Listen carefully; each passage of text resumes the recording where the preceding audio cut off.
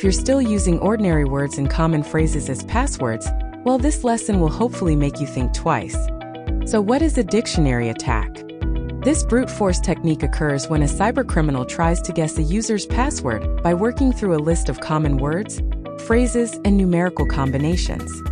Cybercriminals may tailor their dictionary attack to include names of local sports teams, athletes, landmarks, or universities.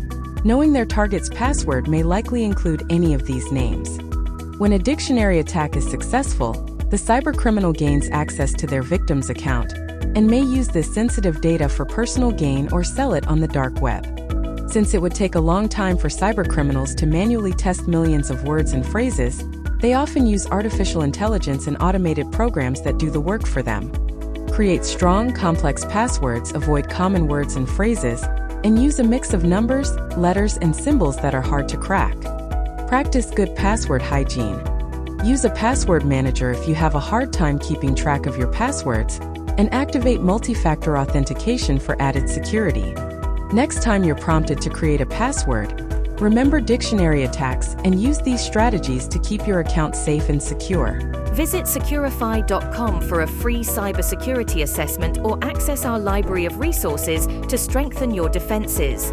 Stay online and secure anytime, anywhere, on any device.